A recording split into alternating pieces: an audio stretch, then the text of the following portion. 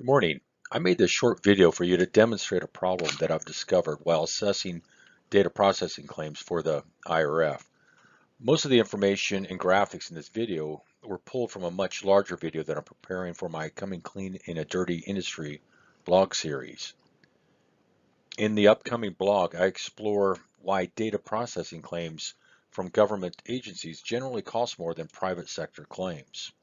Although I'm experiencing the same issue in every state, I'm using South Carolina as a specific example in this video since it applies to several claims that I'm currently working. As you're aware, the State Fiscal Accountability Authority took control of the IRF as well as the Division of Procurement Services, or DPS, back in 2014 or 15. Since then, DPS has aggressively pursued fiscal responsibility. Ironically, the very system that they initiated to control costs and provide transparency in the procurement processing has yielded unintended consequences. I would like to address two issues that I've noticed which have resulted in unintended but significant costs to the state. Issue number one, most staff members misinterpret procurement procedures. They believe that their hands are tied when it comes to replacing equipment following an insured incident. With few exceptions, staffers simply follow the process they routinely employ while purchasing any IT equipment. They contact the company that originally sold them the equipment. Otherwise, they go here for instructions.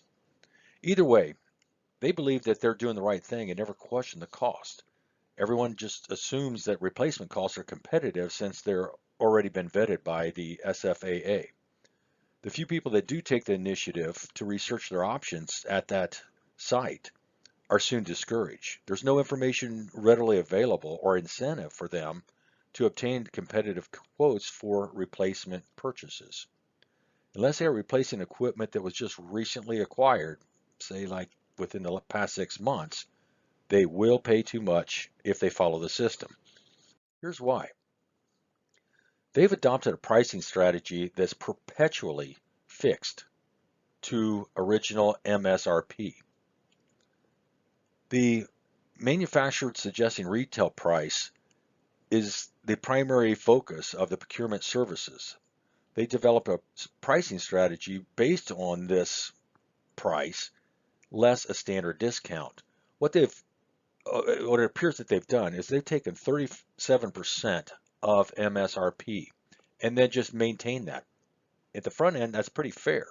On the back end, they're not really applicable anymore. For example, an insured purchased a network switch back in 2004. They get a 37% discount and pay $5,351.85, which would have been a fair price at the time. You'll notice, however, that this model was no longer made available for sale after January 30th, 2012, no longer supported after January 31st of 2018. Last month, the switch was damaged by lightning and had to be replaced. So they reached out to their pre-existing vendor and referred to the SFAA's procurement website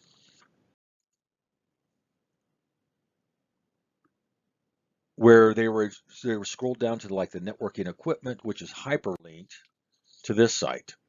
This page actually contains detailed purchasing information for all Cisco network and firewall products. Clicking on this hyperlink downloads a spreadsheet with over 37,000 products. If you recall in the earlier slide, the damaged unit was discontinued in early 2018. The spreadsheet, which is updated monthly, no longer lists the damaged model. To find the current replacement, the insured is directed to Cisco's website for the appropriate replacement. Once the recommended model is confirmed, they return to the spreadsheet to obtain the current price posted by the procurement services. The spreadsheet lists a cost of $7,675.22 for the network switch after applying the contracted discount. Realizing that any of the state-approved vendors are bound to this price, the insured submits this amount to the adjuster for claims processing. Before I advance the slide, note the release date. Based on past experience, Cisco will likely make an end-of-sale declaration for this model within the next 2 years, probably early 2021. Until then, they will continue to sell this model for the posted price of $7,675.22. The problem with this is if you go out on the open market and look for this unit, this model, which is actually over 6 years old now and about to be phased out, you'll find much deeper discounts. In this case, about a 70% or a 46% discount. CDW is a fairly common vendor for government and private sectors alike.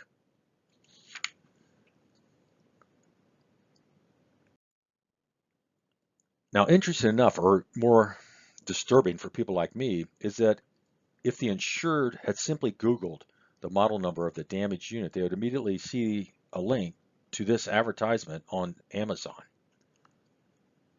An exact replacement for the damaged unit is currently available new, albeit from vendors that are not Cisco certified reseller, but these are new in box.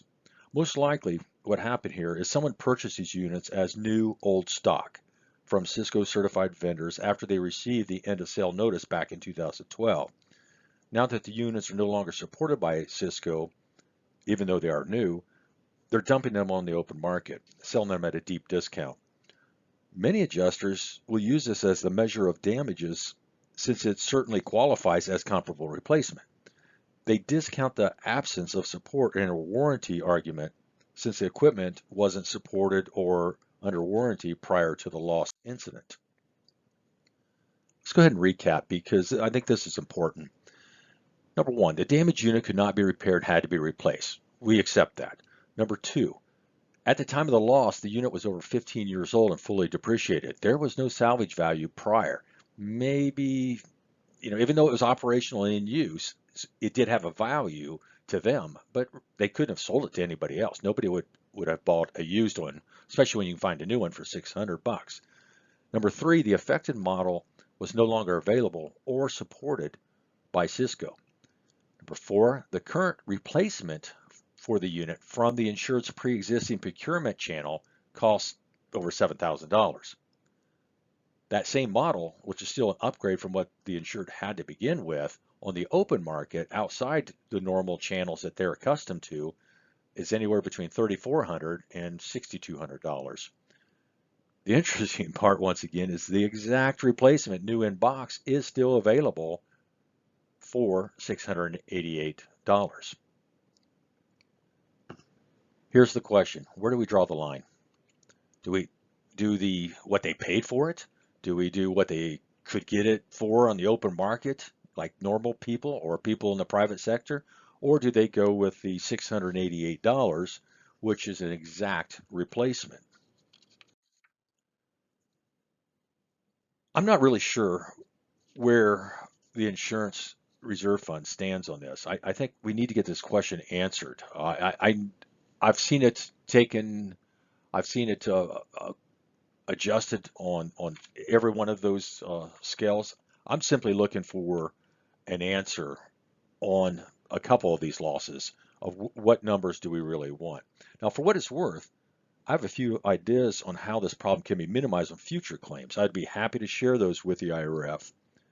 With just a few minor changes on how data processing claims are approached at first notice, I'm convinced, absolutely convinced, that claims can be closed faster and payouts reduced, totaling probably hundreds of thousands of dollars each year.